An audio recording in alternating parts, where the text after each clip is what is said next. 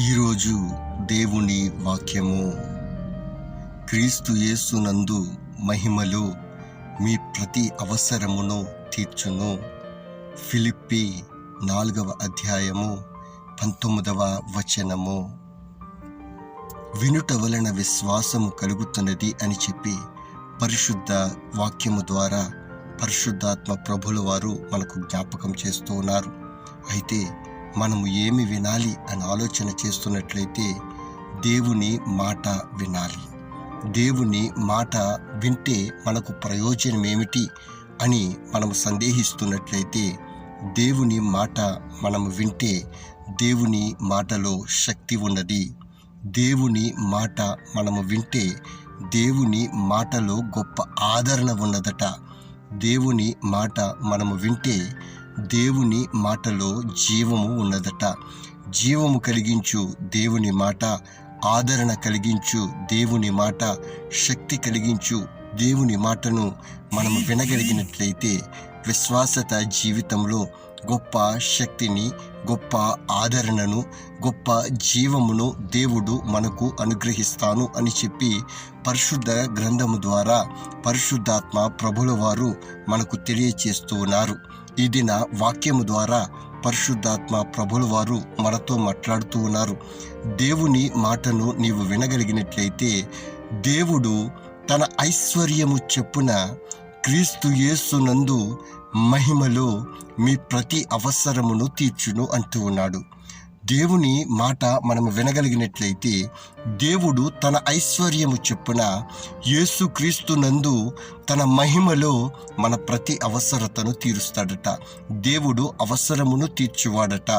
దేవుడు అవసరమును తీర్చి, అక్కరలను తీర్చి, కొదువులను తీర్చి సమృద్ధికరమైనటువంటి జీవితంలో తన విశ్వాసులను నిలువబెట్టడానికి ప్రభువు ఇష్టపడుతూ ఉన్నాడు. అయితే సమృద్ధికరమైనటువంటి జీవితంలో విశ్వాస జీవితంలో నీవు నిలవటానికి ఇష్టపడుచున్నావా? అయితే దేవుని మాట నీవు వినగలిగినట్లయితే దేవుడు నీ ప్రతి అవసరతను తీరుస్తాను అని చెప్పి ఈ వాక్యం ద్వారా పరిశుద్ధాత్మ ప్రభుల వారు మనతో మాట్లాడుతూ ఉన్నారు. అయితే దేవుని మాటను మనం వింటూ మన ప్రతి అవసరతలను దేవుని ద్వారా మనం తీర్చుకొనగలిగినట్లయితే జీవితాలలో మనకు ఎటువంటి లోటు లేకుండా సమృద్ధికరమైనటువంటి జీవితాన్ని దేవుడు మనకు అనుగ్రహించడానికి ఇష్టపడుతున్నాడు. ఈ యొక్క అవసరత అనేది ప్రతి మనిషికి కలుగుతూ ఉన్నది. చిన్నవారు మొదలుకొని పెద్దవారు వరకు ఏదో ఒక అవసరత ప్రతి ఒక్కరికి ఉన్నది. అయితే ఈ ఉన్నటువంటి అవసరతను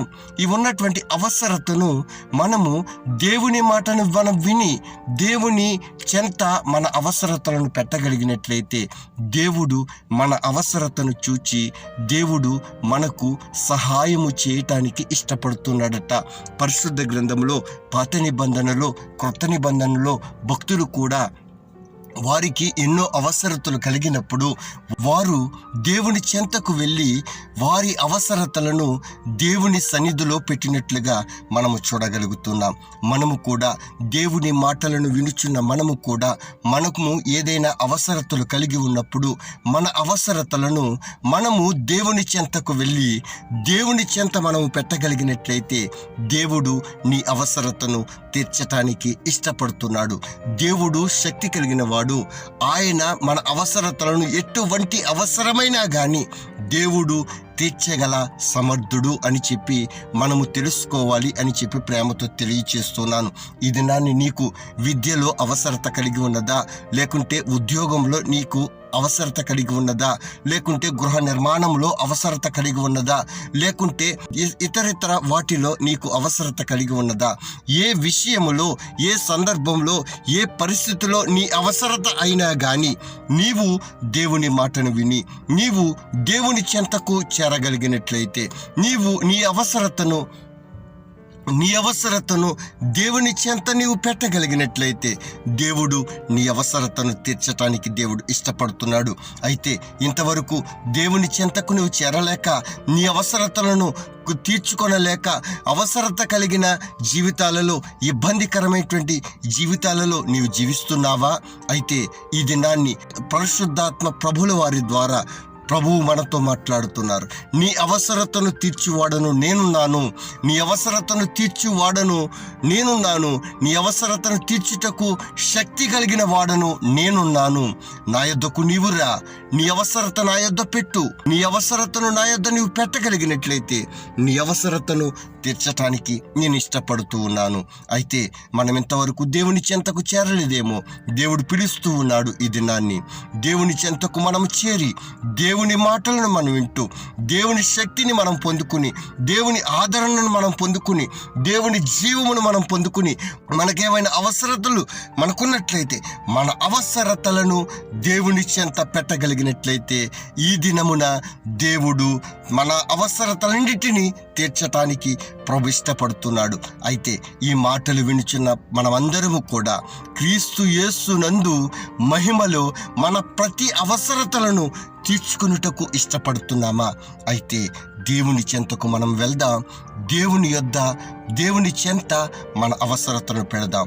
దేవుని చెంత మన అవసరతలను పెట్టబోతున్నటువంటి మనము దేవునికి ఇష్టలుగా మనం జీవించగలిగినట్లయితే, దేవునికి సమీపముగా మనం జీవించగలిగినట్లయితే, దేవుని సాంగత్యంలో మనము ఉండగలిగినట్లయితే దేవుడు మన అవసరతను తీర్చడానికి ఇష్టపడుతున్నాడు. దేవునికి దూరస్తులుగా ఉన్న నీవు, దేవుని సాంగత్యానికి దూరంగా ఉన్న నీవు ఈ దినమునైనా, ఈ దినము నుంచి అయినా నీవు దేవుని చెంత చేరగలిగినట్లయితే, దేవుని సాంగత్యంలోనికి నీవు రాగలిగినట్లయితే, దేవునితో నీవు ఉండగలిగినట్లయితే దేవుడు నీ అవసరతను తీర్చడానికి ఇష్టపడుతున్నాడు. కనుక వినిచిన ఎల్లరము కూడా మన అవసరతలను మనం తీర్చుకోవాలి అంటే మనం దేవుని చెంతకు వెళ్ళాలి, దేవుని సాంగత్యంలో మనం ఉండాలి.